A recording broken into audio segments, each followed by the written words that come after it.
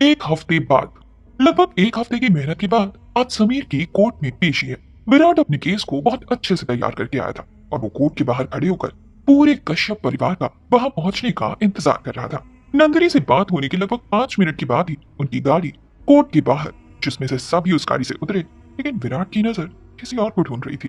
वो नजर अवनी को ढूंढ रही थी। नंदिनी ने विराट के पास आते हुए कहा, सब ठीक है ना? विराट ने इधर उधर देखते हुए जवाब दिया, हाँ, अभी तक तो सब ठीक है और मैंने इस केस को बहुत अच्छे से तैयार कर लिया है। ये सुनते ही घर वालों के चेहरे पर थोड़ी राहत दिखी, लेकिन डर तो सभी को अंदर से बहुत लग रहा था। तभी अचानक से एक दूसरी गाड़ी आई जो कि ठीक विराट के सामने रुकी। विराट उसे कुछ अजीब नजरों से देखने लगा। तभी उस गाड़ी से कार्तिक, अवनी और लावण्य उतरे। कार्तिक को जैसे ही समीर के और अवनी के बारे में पता चला, वो फॉरेन से तुरंत इंडिया वापस आ गया। विराट अवनी को एक पल के लिए देखने लगा, लेकिन चुपके से। अवनी की नजर जैसे उससे मिलने वाली थी, उसने अपनी गर्दन मोड़ ली। अवनी का विराट में कोई इंटरेस्ट नहीं था, सिवाय उससे झगड़ा करने के, क्योंकि अभी तक विराट ने कुछ कहा नहीं था, इसलिए अवनी भी उस पर बरसी नहीं थी। तभी समीर ने विराट के पास आते हुए कहा, मैं बहुत लकी हूँ विराट कि मुझे तुम्हारे जैसा लॉयर मिला है। तुमने पिछले एक हफ्ते में जितनी मेहनत की है, उतनी शायद ही कोई वकील करता मेरे लिए। विराट ने समीर को हौसला देते हुए कहा, मेरे पापा मुझसे अक्सर एक बात कहा करते थे कि वकील होना बिल्कुल एक डॉक्टर होने की तरह है। जैसे डॉक्टर आपकी जिंदगी को खत्म होने से बचा लेता है, वैसे ही एक वकील भी आपकी जिंदगी बचा लेता है। और जिस तरह से एक डॉक्टर अपने पेशेंट को बचाने के लिए हर वो कोशिश करता है जो वो कर सकता है, वैसे ही एक वकील को एक बेगुनाह को बचाने के लिए कोशिश करनी पड़ती है। उसकी ये बात सुनकर सभी लोगों ने हाँ में सिर हिलाया। विराट ने आगे अपनी एक नजर उठाते हुए कहा, मैं बस अपना काम कर रहा हूँ और मैं जो भी काम करता हूँ उसे बहुत अच्छे से करता हूँ। विराट की ये बातें सुनकर ये पहली बार नहीं था कि घर के सारे लोग इंप्रेस हो गए थे। कुछ ही दिनों में विराट उस घर का एक हिस्सा हो गया था। विराट, राधिका, आशुतोष, दादी, दादू सबको बहुत अच्छा लगने लगा था, लेकिन वो अवनी को बिल्कुल पसंद नहीं था। अवनी को वो इसलिए पसंद नहीं था क्योंकि वो जिस मनोदशा में अभी थी, उसमें वो किसी को पसंद कर भी नहीं सकती थी। पसंद करने और प्यार की सजा तो वो भुगत ही रही थी, और कोई इंसान सजा भुगतते हुए और रिस्क नहीं ले सकता। विराट ने सभी से कहा, हमारे केस का टाइम हो गया है, हमें अंदर चलना चाहिए। और जैसे ही उन लोगों ने अंदर जाने के लिए कदम आगे बढ़ाया, वैसे ही उनके आगे एक BMW कार आकर रुकी। उस गाड़ी के शीशे जैसे ही नीचे हुए, उस गाड़ी में रिया बैठी हुई थी और ड्राइविंग सीट पर उसके लॉयर यामिनी साथ नहीं थी, और विजय बहुत पहले ही पहुंच चुका था। रिया ने भी इस केस को जीतने के लिए फॉरेन से कोई वकील बुलाया था, और वो खासकर रिया की रिक्वेस्ट पर ही इंडिया आए थे। जैसे ही रिया और विराट का आमना सामना हुआ, वैसे ही वहां पर विजय भी पहुंच गया। विजय को देखते ही अवनी के हाथ पैर कांपने लगे, जिसे तुरंत ही विराट ने महसूस कर लिया। वो तुरंत अवनी के आगे आकर खड़ा हो गया ताकि उसकी नजर के सामने से विजय को दूर रख सके। समीर के केस की स्टडी करते वक्त विराट को सब कुछ पता चल गया था, और यही वजह थी कि उसके दिल में अवनी के लिए हमदर्दी ने जगह ले ली थी। अवनी को तुरंत नंदिनी ने संभाला और बहुत ही धीरे से कहा, तुम्हें मजबूती से इसका सामना करना है, ऐसे डर के नहीं। लेकिन अवनी का डर तब भी कम नहीं हुआ। सभी कोर्ट के अंदर गए। समीर को कटघरे में खड़ा किया गया। रिया के डिफेंस वकील, जिनकी पर्सनैलिटी बहुत ही अच्छी थी, वो पिछले 30 साल से इस प्रोफेशन में थे और आज तक कभी कोई केस नहीं हारे थे। कुछ साल पहले ही वो फॉरेन शिफ्ट हो गए थे, लेकिन दिल्ली में उनके परिवार के रहने की वजह से आना जाना लगा रहता था। रिया ने उन्हें खास तौर पर अपने केस के लिए बुलाया था, और उन्होंने इस केस के लिए हाँ भी कर दी थी। नाम था मिस्टर अभिजीत। मिस्टर अभिजीत ने अपनी कुर्सी से उठते हुए कहा, my Lord, mister Sameer Kashyap पर आईपीसी की जो धाराएं लगाई गई हैं वो ये हैं। आईपीसी की धारा 302, जिसमें उन्होंने मिस्टर विकी अग्रवाल का कत्ल किया है। आईपीसी की धारा 420 यानी धोखाधड़ी, जिसमें उन्होंने विकी की सारी प्रॉपर्टी अपने नाम कर ली, और उनके मर्डर के पीछे भी यही वजह थी कि वो विकी अग्रवाल की करोड़ों की संपत्ति अपने नाम करना चाहते थे। मिस्टर समीर कश्यप ने अभी तक अपना जुर्म कबूल नहीं किया है। उनका कहना है कि वो विकी को जानते थे, और सिर्फ विकी को ही नहीं बल्कि उनकी पत्नी से भी वो परिचित है, लेकिन उन्होंने ऐसा कुछ भी नहीं किया है। उन्होंने 3 दिन की पूछताछ में पुलिस की कोई मदद नहीं की, बल्कि अपनी जिद पर अड़े रहे। मिस्टर अभिजीत ने अपनी बात को आगे कंटिन्यू किया और बोले, लेकिन मेरे पास ऐसे कई सबूत हैं जिससे यह साबित होता है कि मिस्टर समीर कश्यप ने ही विकी अग्रवाल का कत्ल किया है। कुर्सी पर बैठे जज साहब ने मिस्टर अभिजीत की सारी दलीलें सुनी और फिर उनकी तरफ देखते हुए बोले, सबूत पेश किए जाए। मिस्टर अभिजीत ने अपनी टेबल से कुछ फाइल और कुछ पेपर उठाए और उन्हें चेक करते हुए एक एक करके आगे बढ़ाना शुरू किया। यह है एयर इंडिया की पैसेंजर्स की लिस्ट। ये लिस्ट 1 दिसंबर की है और इसमें समीर कश्यप का नाम है।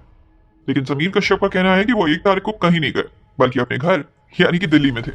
दूसरा सबूत विकी के कत्ल होने के ठीक दूसरे दिन यानी कि 3 दिसंबर को समीर की वापसी की भी टिकट थी और ये रहे 3 दिसंबर की पैसेंजर की लिस्ट और इसमें भी मिस्टर समीर कश्यप का नाम शामिल है।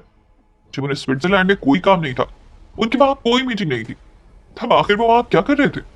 ये कहते हुए एडवोकेट अभिजीत समीर के कटघरे के सामने आए और उनकी आंखों में आंखें डालते हुए बोले, अब ये मत कहिएगा कि आप रिया और विकी का हनीमून खराब करने गए थे और ये भी मत कहिएगा कि आपकी एक पुरानी प्रेमिका थी जिसकी शादी की खबर आपको मिली और आपसे रहा नहीं गया और आप उनका पीछा करते करते स्विट्जरलैंड पहुंच गए। वहां आपसे देखा नहीं गया कि आपकी एक्स गर्लफ्रेंड किसी और की बाहों में है। आपको गुस्सा आया और आपने विकी को मारने का प्लान बनाया और तभी आपको पता चल गया कि उसकी शक्ल तो बिल्कुल आपसे मिलती है, यानी कि आपकी प्रेमिका आपको भूल नहीं पाई और उसने जैसे ही आपकी हमशक्ल को देखा उससे शादी कर ली। मिस्टर अभिजीत अपनी बात आगे कह ही रहे थे कि तभी समीर ने उन्हें बीच में ही टोकते हुए कहा, ऐसा कुछ भी नहीं है, आप जो कुछ भी कह रहे हैं ऐसा कुछ नहीं है। मिस्टर अभिजीत ने बड़े ही आराम से जवाब दिया, तो जैसा है आप ऐसा क्यों नहीं बता देते? क्यों हमारा और कोर्ट का वक्त खराब कर रहे हैं? समझदार हैं, पढ़े लिखे हैं, तो सच बता दीजिए। क्या पता आपकी सजा थोड़ी मैं कम करवा दूं। इस बात पर विराट ने अपनी कुर्सी से उठते हुए कहा, उसकी जरूरत नहीं पड़ेगी आपको अभिजीत सर, ये काम आप मुझ पर छोड़ दीजिए। ये कहते हुए विराट ने जज की तरफ देखा और कहा, माय लॉर्ड, मिस्टर अभिजीत ने मेरे क्लाइंट पर जो भी इल्जाम लगाया है वो दरअसल बेबुनियाद है और इसके सबूत है मेरे पास। जज ने विराट की तरफ देखते हुए कहा, कैसे सबूत? विराट ने अपनी टेबल पर से कुछ पेपर उठाए और कहा, मिस्टर समीर कश्यप 1, 2 और 3 दिसंबर को दिल्ली में ही थे और उन्होंने हर दिन की तरह ही अपनी मीटिंग की, अपने ऑफिस गए, अपना काम किया और ये तीनों दिनों के सीसीटीवी फुटेज मेरे पास है। ये कहते हुए विराट ने जज के सामने एक सीडी बढ़ाई जिसमें 3 दिन के सीसीटीवी फुटेज थे। उस सीडी को लगाया गया और जैसे स्क्रीन पर देखा गया तो सब हैरान रह गए। सीडी बिल्कुल ब्लैंक थी। ये देखते हुए विराट और बाकी घर वाले परेशान हो गए। उनके चेहरे पर वो परेशानी साफ साफ देखी जा सकती थी। विराट ने हिम्मत नहीं हारी और प्रोजेक्टर में दोबारा से उस सीडी को लगाया, लेकिन सीडी ब्लैंक ही थी। ये देखते हुए मिस्टर अभिजीत ने कहा, ये कैसा मजाक कर रहे हैं आप मिस्टर विराट? अगर आपके पास सबूत नहीं है तो आप हमारा वक्त ऐसे बर्बाद नहीं कर सकते। ये देखते हुए विराट भी परेशान हो गया। उसने अपने मन में सोचा, लेकिन मैंने तो सीडी अपने पास रखी थी, फिर ऐसा कैसे हो गया? नंदिनी भी इस बात से बहुत हैरान थी क्योंकि नंदिनी ने भी वो सीडी देखी थी और उनके पास सिर्फ यही सबूत था जो ये साबित कर सकता था कि जब विकी का कत्ल हुआ तब समीर स्विट्जरलैंड में नहीं बल्कि दिल्ली में था। विराट ने जज की तरफ देखते हुए और बाकी सभी लोगों से कहा, मुझे लगता है मेरे सबूतों के साथ छेड़छाड़ की गई है। ये हमारी प्रॉब्लम नहीं है मिस्टर विराट, एडवोकेट अभिजीत ने बड़े ही सख्त लहजे में कहा। विराट को कुछ समझ नहीं आया तो उसने आगे कोई जवाब नहीं दिया। एडवोकेट अभिजीत ने आगे कहा, तो इस बात से यह साबित होता है कि मिस्टर समीर कश्यप इन 3 दिनों में स्विट्जरलैंड में थे। इससे यह साबित नहीं होता है कि अगर समीर कश्यप दिल्ली में नहीं थे तो स्विट्जरलैंड में थे। विराट ने एक बार फिर कॉन्फिडेंस के साथ समीर का डिफेंस करते हुए कहा। इस बात पर एडवोकेट अभिजीत हंसे और बोले, आप शायद भूल रहे हैं मिस्टर विराट, अभी अभी कोर्ट के सामने ये सबूत पेश किया जा चुका है जिसमें यह साफ साफ जाहिर हो रहा है कि मिस्टर समीर कश्यप 1 दिसंबर को दिल्ली इंदिरा गांधी एयरपोर्ट से स्विट्जरलैंड जाते हैं और 3 दिसंबर को वो वापस स्विट्जरलैंड से दिल्ली आते हैं। ये डिटेल्स झूठे भी तो हो सकते हैं, हो सकता है ये लिस्ट नकली हो। विराट ने सबूतों पर सवाल उठाते हुए कहा, तो आप ये कहना चाहते हैं कि एयर इंडिया कंपनी हमारे साथ मजाक कर रही है, यानी कि हमने जो भी सबूत उनसे मांगे हैं, पैसेंजर की जो लिस्ट मांगी है, उसमें वो हमें धोखा दे रही है।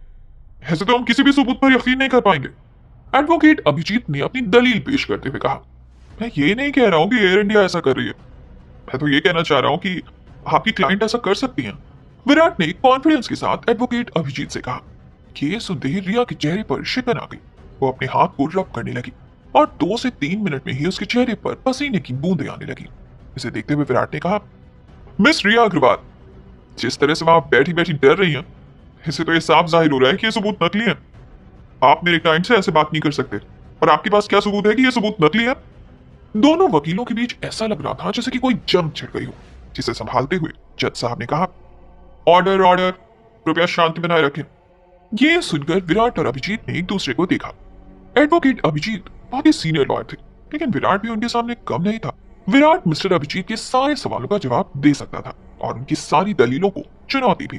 विराट ने जज को देखते हुए कहा, माय लॉर्ड, मैं आपसे रिक्वेस्ट करना चाहता हूं कि कोर्ट में अभिजीत सर ने जितने भी सबूतों को पेश किया है उनकी जांच की जाए। मुझे ऐसा लग रहा है कि मिस्टर विराट के पास कोई सबूत नहीं है और वो हार भी नहीं मानना चाहते, बस इसलिए हमारे सबूतों को झुठला रहे हैं। हम सबका वक्त भी बर्बाद कर रहे हैं। आपको नहीं लगता मिस्टर विराट कि आपको हार मान लेनी चाहिए और दोषी को सजा दिलवा देनी चाहिए? मिस्टर अभिजीत ने विराट को हिदायत देते हुए कहा, लेकिन इसका जवाब भी विराट के पास तैयार था और उसने कहा, ऐसा मुझे जरा भी नहीं लगता कि मुझे हार मान लेनी चाहिए। वो क्या है ना, इस पेशे में मेरे जो गुरु रहे हैं उन्होंने कभी मुझे हारना नहीं सिखाया और मुझसे हमेशा यही कहा कि जब तक लड़ सकते हो तब तक लड़ो। अगर सच है तो जीत तुम्हारी होगी। मैं बस वही कर रहा हूं। समीर कश्यप का गुनाह जब तक साबित नहीं हो जाता वो दोषी नहीं है। इस बात को सुनते हुए मिस्टर अभिजीत का चेहरा चमक उठा और उन्होंने कहा, अच्छा है, बहुत आगे जाओगे। इसी बहस के साथ कोर्ट में अगली तारीख दे दी गई और सभी लोग कोर्ट से बाहर निकल गए। रिया की हालत डर की वजह से बहुत ज्यादा खराब थी। उसने किसी से कुछ नहीं कहा और वहां से छुपते छुपाते भागकर निकल ही रही थी कि तभी एडवोकेट अभिजीत उसके सामने आकर खड़े हो गए। उन्होंने रिया को ऐसे डरे हुए देखा तो बोले, क्या हुआ, आप ठीक तो है ना? हाँ सर, मैं बिल्कुल ठीक हूँ, लेकिन मुझे ऐसा लग रहा है कि हम ये केस हार जाएंगे। तभी अभिजीत ने उसकी तरफ ध्यान से देखते हुए कहा, लेकिन ऐसा क्यों लग रहा है आपको? इस बात पर रिया ने कुछ भी नहीं कहा और वहां से चली गई। वहां तभी कश्यप परिवार आ गया।